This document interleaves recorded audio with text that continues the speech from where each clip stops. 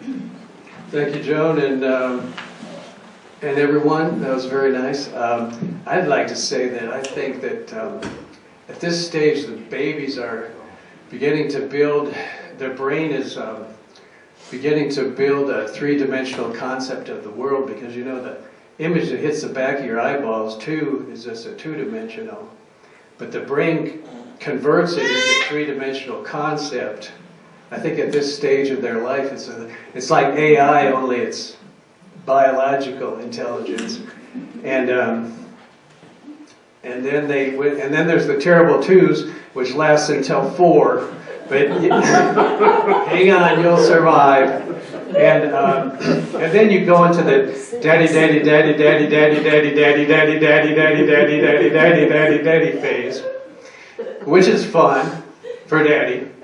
And but I'll tell you, you really haven't lived until you go to pick up your child at school, and he or she gets in a car and then crouches down so her friends can't see that she's riding with her dad in a car that's not a Jeep or a pretty boy truck. That's truly your reward. So I am going to talk about love, and I'm going to say in the first part of my talk, I want to express how that I started out as a skeptic.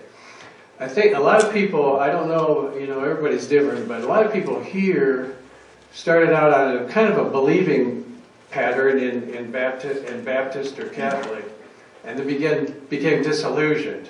And this happens with love too, I think, but with myself, I started out at the beginning. I used to like to say, there's no such a thing as love. And that first part of my talk, I want to express that a little bit. But I've lived kind of, a lot of years, decades, you start to count the decades, and I've learned some things. And then I'm going to explain how I look at love. And Cara, that was really interesting, the UU was talking about, what is love, And, popular is like this here. Happy Valentine's Day. You deserve all the best. I really had a hard time with that back in the day. And I would, my friend, and we can go to the PowerPoint, show a few pictures. I wanted to hand this out, a kind of a cheat sheet. Now, we've already heard this poem. One thing, you want to do it? One thing I'll mention too about this poem, if you kind of like it, or you like it when you start to read it here, you like it a little better, we actually left off the last line. So if you want to look it up, the last line is the line that we just thought, oh, they'll think too hard. If we read that, they'll just be sitting there trying to figure that out. And then the next thing on here is when Joanne sings the song, that's the lyrics, and it was, well, I'll let her do that. And then I've got a few questions that you may or may not have the answer to. Some of them I'm going to answer, and some of them I'm not. And then the spoilers down at the bottom. So now, do we have the PowerPoint ready? Oh, let me grab my phone.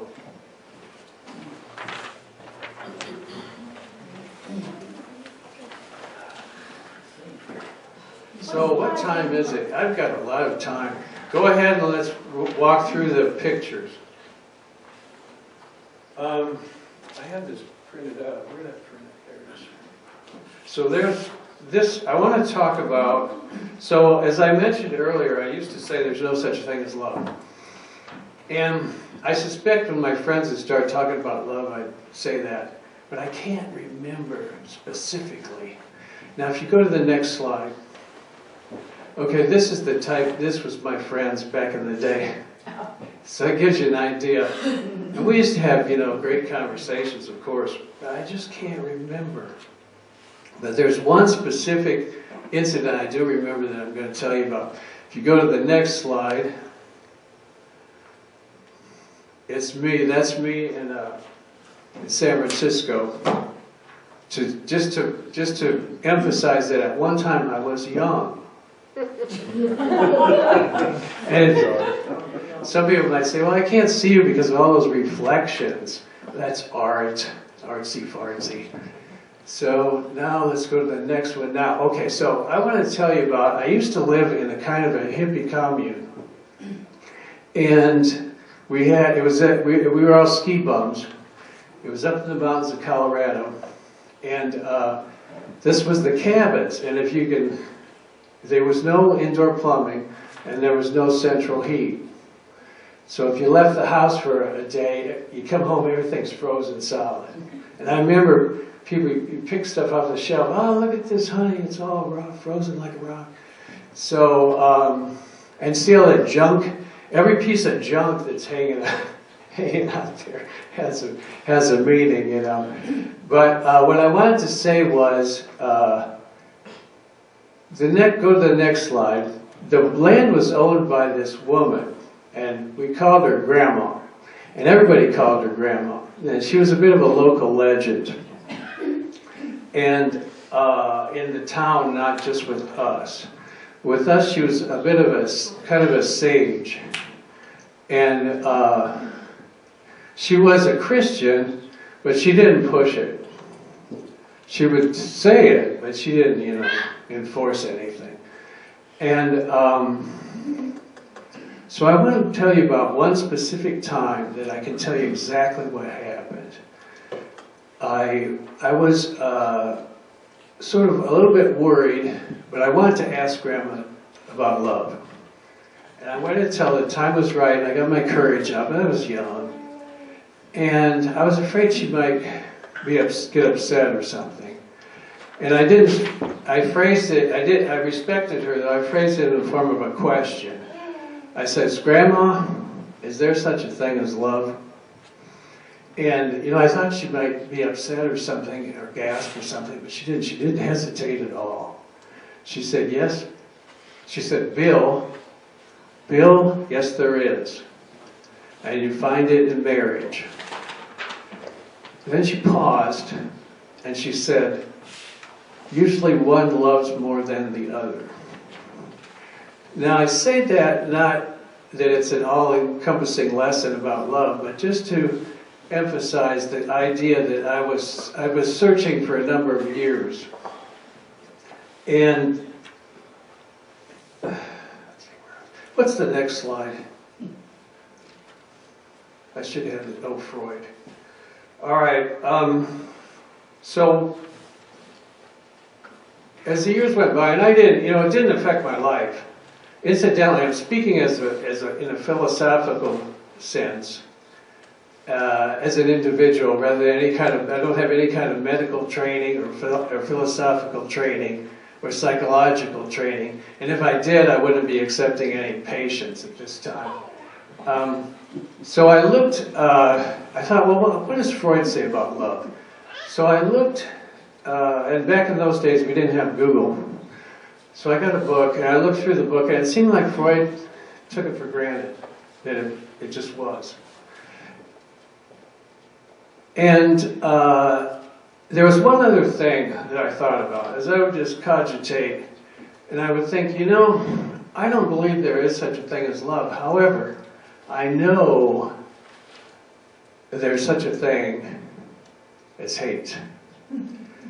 And I don't need to tell you anything about hate. You know everything about it. You know, and I'm not gonna, I don't want to. But I do want to say that you will find hate that is unreasonable, everlasting, blind, persistent,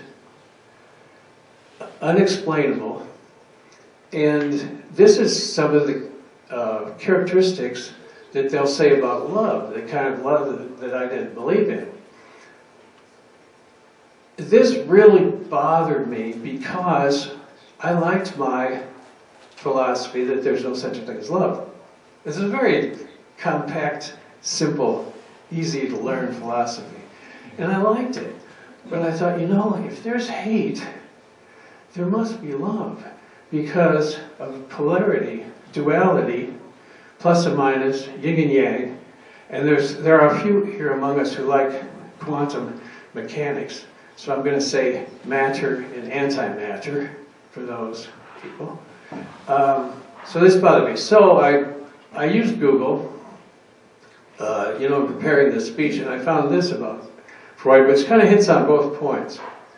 In the world of the unconscious, beneath the most loving and caring involvement, filling fantasies, ideas that are negative, hateful, and destructive are those things. Freud recognized this mixture of love and hate in close relationships is part of human nature and not necessarily pathologic.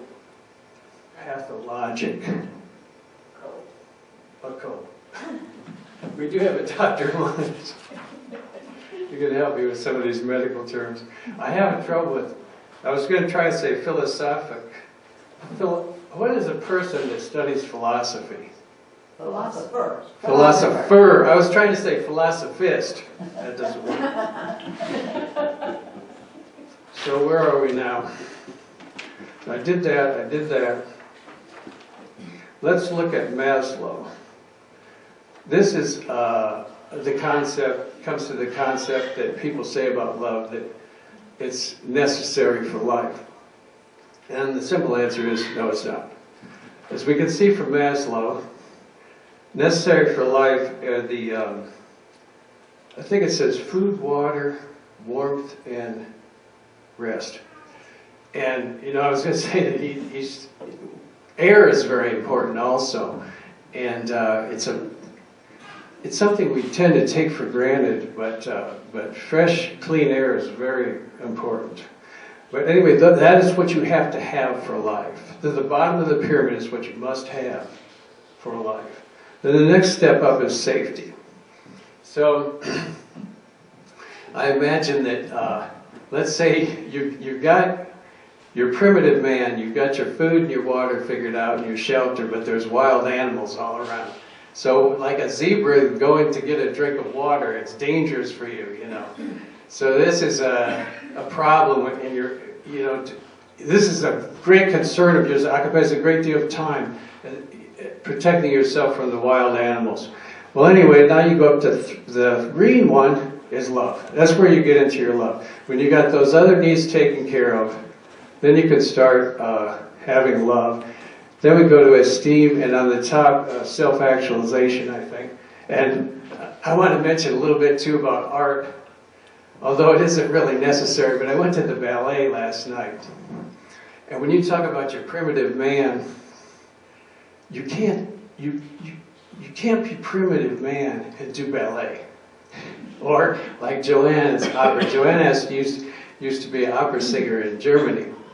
Opera, and you have so many things, so much coordination. You have the choreography, you have the vocal training, you have the musical score.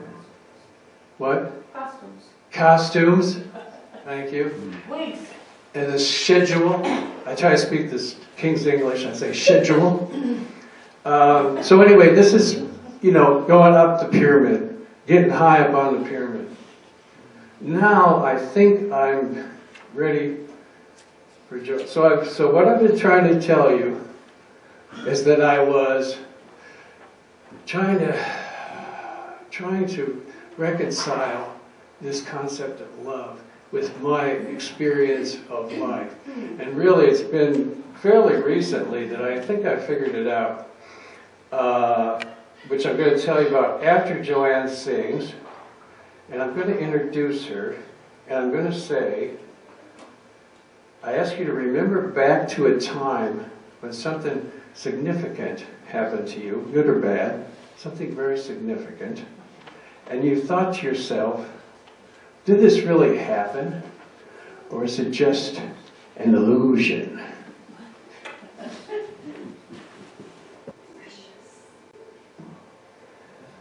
I think it was good that Bill suggested we have a mic check, a sound check. I think he thinks that you want to hear me sing. Are we all set? This is, of course, Both Sides Now by Joni Mitchell. You all know it. I had to learn it. Rows and flows of angel hair, and ice cream castles in the air, and feather canyons everywhere. I've looked at clouds that way, but now they only block the sun. They rain and snow on everyone. So many things I would have done, but clouds got in my way. I've looked at clouds from both sides now, from up and down, and so still somehow it's clouds, illusions I recall. I really don't know clouds at all. Moons and Junes and Ferris wheels, the dizzy dancing way you feel as every fairy tale comes real. I've looked at love that way, but now it's just another show. You leave them laughing where you go, and if you care, don't let them know. Don't give yourself away. I've looked at love from both sides now, from give and take, and still somehow it's love's illusions I recall. I really don't know love at all. Tears and fears and feeling proud to say I love you right out loud. Dreams and schemes and circus crowds. I've looked at life that way. But now old friends are acting strange. They shake their heads, they say I've changed. But something's lost and something's gained in living every day. I've looked at life from both sides now, from win and lose, and still somehow it's life's illusions I recall. I really don't know life at all.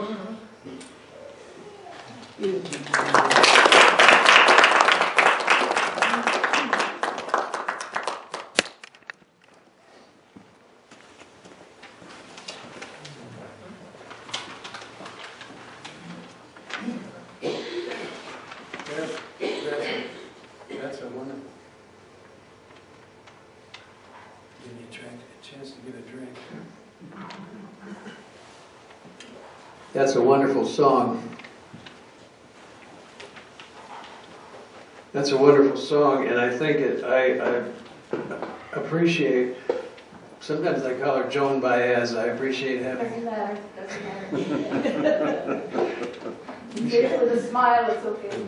Appreciate having her sing that for us. So now I'm going to tell you what I've figured out. And it goes, it's going to be down at the, I'm going to start ticking off the types of love. There's two things I've heard here that have encouraged me to do this talk. One is, I don't know what love is, which is a nice thing to say, similar to when I used to say there's no such a thing as love. A little more vague, but, and it's understandable, really. I'm going to attempt to explain it. And the other thing I've heard is there isn't enough words in the English language as there was in Greek. There was a variety of words to describe different types of love. But in English we have adjectives. So I'm going to talk about the first one, which in theory, and I think is, in fact, the strongest type of love, is self-love. Now, I get into a little trouble here, and I'm not going to do it because this gets tied up with the concept of suicide. I will say briefly that I think it's the overarching rule, and speaking of overarching, What I'm talking about here is overarching generality. So I gave you a specific incident with Grandma when I asked Grandma a specific question, word for word. But now I'm going to talk at overarching generalities for the most part. So when it comes to love, we love things that benefit us. So the self is obviously of great benefit to us. And it's primarily the body that allows us to live this life. Now, the benefit is in the eye of the beholder. So it's possible that a person may not perceive living the life as a benefit. And that's all I'm going to say about that. I'm going to leave the rest of that to the professionals, to the medical professionals. Now I'm going to move on to parental to child love. The strongest love... Oh, rats. I just spilled my water. The strongest love in the world, with the possible exception of self-love, which I'm not going to talk about anymore, is the love of a mother to her child. This is overarching generality, proven time and time again since people began living in villages 3,000 years ago, or 5,000 years ago, and expected into the future. The mother's love for the child is the strongest thing there is. It's often called unconditional. I don't call it unconditional, I call it persistent. Fathers can, and here's the thing too, there's one other thing. So we love things that benefit us. There's also the factor of blood. So the mother gives her pound of flesh for the baby. That's part of my understanding of why the mother's love is the strongest there is. Now fathers can get involved. Fathers would love too, but theirs is just genetic, so there's a tendency for fathers to walk away. Overarching generality. Personally, I have kids, but I'm old too, and I made a decision. I made a decision, and I drive my kids around, but you know, everybody's different. But I don't want to say fathers can't love, but they're not going to love as strong as mother. They're just not going to do it. I can't keep up with my wife buying stuff for the kids. Thank you, Carl. I thought you were going to get a towel and clean up the mess. Grandparents are going to have a strong love for the child. And I don't know, I have experience with this, but it's got to be an unencumbered kind of love, because I've heard tell, you play with the children as long as you want to, and when you don't want to play with them anymore, you send them home. So, now let's say child to parent love. Now this is a love that varies. And you know, your mother to child love, it doesn't change. I don't believe it changes from day one to the bitter end. And but your child to parent love, it varies through life. I forgot what I was going to say about that. I've done I did the funniest little thing to my sister one time, that her child was going to college, and I says, she's going to go to college and learn the things that we didn't want her to know. And then she's not going to like mom anymore. And then she's going to graduate, and she's going to get a job, and then she's kind of going to like mom better again. And then she's not going to like her job, she's going to come home and live in the basement. That's how I talk to my sister and her child. Okay, so where are we? Romantic. So yeah, romantic. Move us along, right? We want to get to the middles. There's going to be time for comments too. If anybody has a comment, I'll welcome them. I'll be done probably before 11:45. Okay, so the romantic love. Now this is a big one too. Oh, another thing about the child to parent love, it tends to be the daughters that take care of the old parents in the last years. Again, overarching generality. For my personal sake, I took care of the houses and stuff. I did more of the mechanical, physical stuff to help my parents into the next life, so to speak. So romantic love. This was probably the thing that really torqued me at the beginning. All this talk of I will swim the tallest ocean, I'll climb the highest sea. It's just like, come on. And you know, I'll love you till the stars fall from the sky. 50% of marriages end in divorce. And really, of all things I used to say, you know, as my mother used to say, pardon my French, but if lust is involved, it doesn't mean anything. Love is nothing. You can't count it. You just can't count it. And so here I'm calling it romantic love a little nicer. Now, I don't know for sure, but I do think, I pretty much know, that the romantic part wears off. And then you're going to get into your, what I would call spousal love. Now this kind of love is interesting. It can be very strong, I think. Where's my little cheat sheet? Make sure I'm on track. It can be very strong, I think. Because it's tried by fire. When it holds on, it's tried by fire. And of course we see examples of this too. On the TV, the human interest stories and stuff like this. Now I've got sibling love.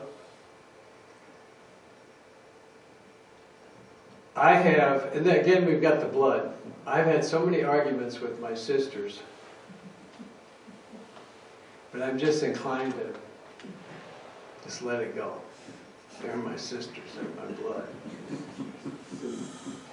Sometimes it's harder than other times. But there's a tendency there. There's a persistence there because of the blood. That's what I call it. I'm not just the only one that calls it that. Relatives love. Now relatives love, when I was Catholic, they used to tell me, when I was a boy in Catholic school, they used to tell me, you don't have to love your enemy, or you don't have to like your enemies. You have to love them. That's the first chapter in the book the Zen of Catholicism. But when it comes to relatives, I think you might get close to that concept. Because I think you could have a relative that just really irritates the hell out of you. But you feel like, you know, it's the blood. You give them every chance, and you have some love there. Okay, now I've got a picture for the next one, pets. So, another concept I want to bring up too is, you feel love in the heart region of your body, for some reason. I don't know why. But I do know, and another thing, I don't tend to feel it personally so much when I see someone that if I love someone, I don't necessarily feel it in my heart. But when I lose the love, then I feel it. And so, this little story I've got here, I sold this goat. I had this goat for a while. And I decided that it was time. I took him to the sale barn. I don't know if you're familiar with that, but you just drop your animal off, a farm animal, and they'll run him across the stage, and there's an auction. They bid on him, somebody will buy him, and they'll move him from pen to pen. When somebody buys him, they'll put him in a pen. So I didn't stay for the sale, but I come back afterwards, and there's a walkway you can walk out over, and I looked down at my goat, I saw him there in the pen, and I felt it right here. You know what I'm saying? And it looked like, this close-up here, it looks like he might be caught in that gate. There's a problem with goats is they stick their head through a hole, and then the way their horns are, they can't get back out. But somebody had bought him, and they got him out of there and took him home. And What happened after that, I don't know. Let's hope he's in a happier place. One other thing I was going to mention is, similar to the concept that you feel love in your heart, everybody agrees with me in the heart region, right? That's where you feel it. I'm on track with that, right? Grief? Huh? Is that grief you're feeling? Grief? Well, this would be, I call it loss of love. But anyway, the other thing is, when you lose money, then your stomach goes down into your left leg, right? Your stomach. Or if you make a bad mistake, then your stomach goes down. Is that right? Isn't that how it is? I don't know why it's like that. Maybe it's cultural, maybe. I don't know. I've heard some people say it's in the throat, the love is, in some cultures. Okay, so inanimate object love is kind of what proves my whole theory in a manner of speaking. I love my new car. It benefits you. Everybody says that. You think they're misusing the word. They're not misusing the word. They love their new car. It smells good. It starts every time. It takes them where they want to go. A poor person might love an older car because, after all, the main thing about a car is, you know, it starts and runs. But I'll tell you, it's great to have a new car. Then you've got friend love. Some people have friends that are so close to them, and every day they communicate with their friend, and everything they do, they tell their friend. This is an amazing thing. Finally, social love. I think this is probably where we get the most concept of I don't know what love is. So we see on the UU principles and what all, not principles, but Article 2. It's not in our principles. Inherent worth and dignity, gold. The word love is not in our principles, but they're putting it in the new articles. So we can go to the next slide. I think I've got two things about social love. I'm calling social love society. Now, I have to read from the Bible. People know that here. So I've got Isaiah. So Isaiah is an Old Testament prophet. These guys used to live up in the hill in a cave. They'd eat bugs and honey. And I'm guessing there was probably more bugs than honey. And they wear uncomfortable clothes. And they'd look out over the town and imagine all the sinning and the comfortable and the wonderful food and the enjoyment that was going on in the town. And then they'd tell the people how bad they were. And tell them they needed to be good. And if they were good, then God would reward them. That was their job.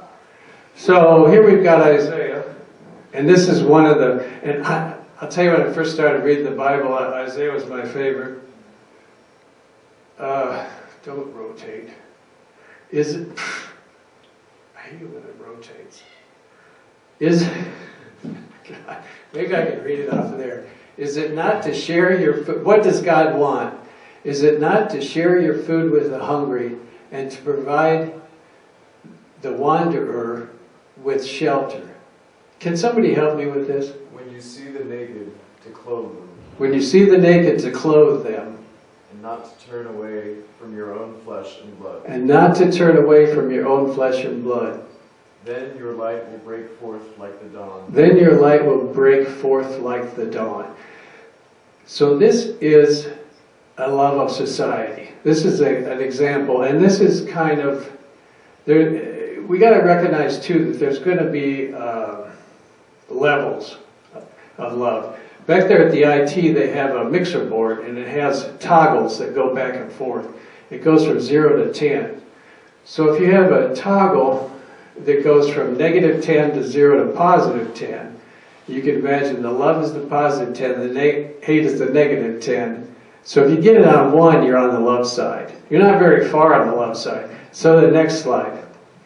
So this Isaiah would be more like over to the 10 of society love. But now here's Burning Man love. I really can't read this one. I can't either. And you'd be a good one to read it because it's got big words. These include radical inclusion, Radical inclusion. gifting, decommodification, radical self-reliance, radical self-expression, Radical self-expression, radical self-reliance. communal effort, civic responsibility, Communal effort, civic responsibility. leaving no trace, Leaving no trace. participation, and immediacy. Participation in what? Immediacy. Immediacy. I'm not sure what immediacy is. But leaving no trace is interesting because they do this Burning Man thing, which is a wild and crazy thing, but they're out in the desert, so there's like, they can't hurt anything out there. There's nothing they can damage out there, except one thing is if they leave trash behind. That'd be the one bad thing they can do. So that's leaving no trace. That's what that refers to. So this would be just a level of, it's like do no harm, like the doctors say, do no harm. Which, considering the doctor is supposed to save our life, here he's got his motto is do no harm, right? That doesn't sound like they're very serious, but anyway, that's what? Yeah. Yeah. It's first, do no harm. First thing, if you, above all else, don't put a leech on the guy. Come on. So, so now, does anyone have a comment? Good or bad? Frida has something. And I'm going to ask, if you're in the room, I'm going to ask you to come up here so we can see you. Particularly if you have a few sentences. Do you have a few sentences? Well, it's just kind of a news flash. Okay.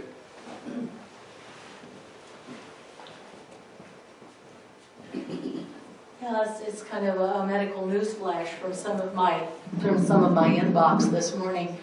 We've always thought oxytocin is one of my favorite hormones. It's supposed to be the cuddle hormone, the love hormone, all this kind of stuff, and makes women go into labor, and they use it over in Ireland at extremely high doses, and it does amazing things. Well, then we discovered it isn't the love hormone or the cuddle hormone at all. It's something different. But then this morning, the big problem was oxytocin couldn't be given by mouth, and even a nose spray didn't work. It might make you go into labor, but if you're not pregnant, it won't help. It can make the milk let down. I mean, come on.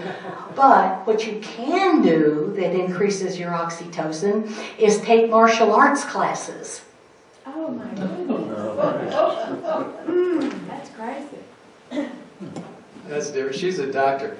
Are you a doctor?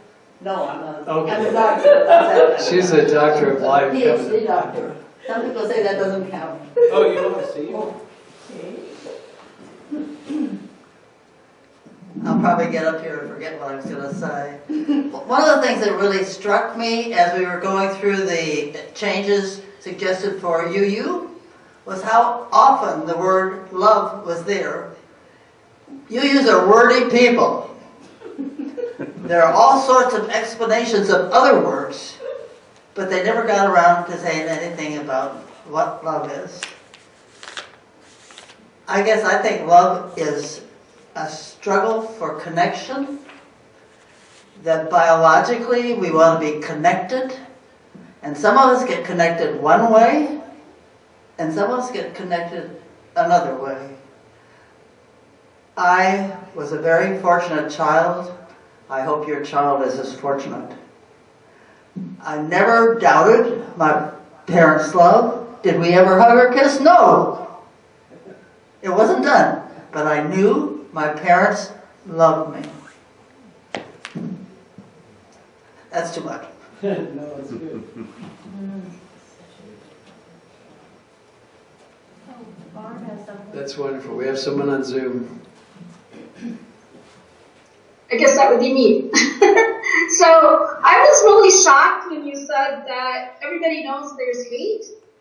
And I was thinking, I don't recall ever feeling hate in my life, and I've never actually understood it when other people do. So that was just really shocking to me, that you know that there's hate, but didn't know that there was love. And I'm just puzzled, because I've never understood people hating. So I'm kind of just the opposite. And I'm not sure if you can explain why you knew that there was hate.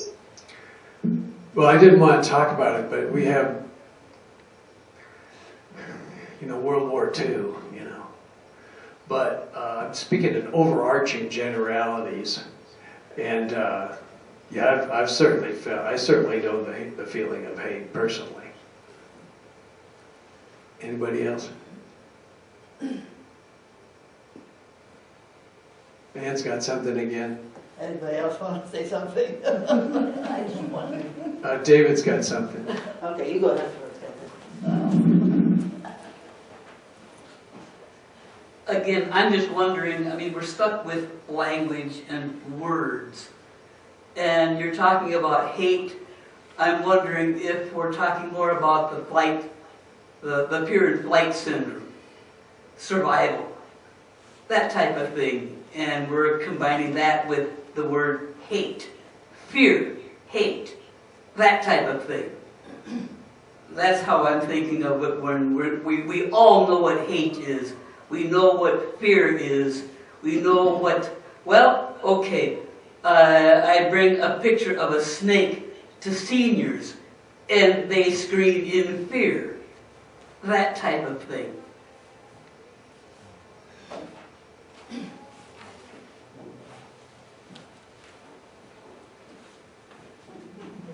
Are we good? The parents, you want to say something? That's you. Our honorary parents today? I think you're right on about the mother love. I think that's something, I it know doesn't I am. change. I know I am. I have 4 children, and it's changed, but it's never gone away, or it's Never. never diminished. It's always Never diminished. yeah. And It the is- grandbabies are even better. I mean, Are they? It's something. It's different. It's Do something. you want to come up here and talk? No. She says, I'm talking enough at my job. tell us about grandbabies. They're just really incredible. It's a different love. It's a different love, but they're incredible. It is. It's jumping a generation. It's just skipping over a generation. And it's seeing when you're old and you're seeing, it's winter time and you're looking at spring and absolutely just the new growth. It's starting over again. It's the circle of life beginning again. Okay, Ann wants to say something. Eleanor's dying to say something. I was interested in sibling love because there's been a lot of studies in sociology and psychology and what field about sibling love and about people's relationship toward their siblings. There could be competitive feelings, or the idea that if you're the oldest and you do things first and your parents praise you for that, they forget to do that with the next 2 kids or 3 kids or whatever it is. Or if you're the baby, what happens? You have older brothers and sisters, so they see different patterns in the way you feel about love and the way you're loved by your birth order. So I think that's interesting. My daughter likes to tell, my firstborn likes to tell my youngest, don't ask, if you're proud of something you've done, don't ask mom or dad if it's good. Because we're always saying, well, you should have done this, and you should have done that, right? This could be a little better, My firstborn said, don't ask mom and dad if you're proud, already. Are we ready for, we're ready? Well, actually, Frida's going to play for us, right?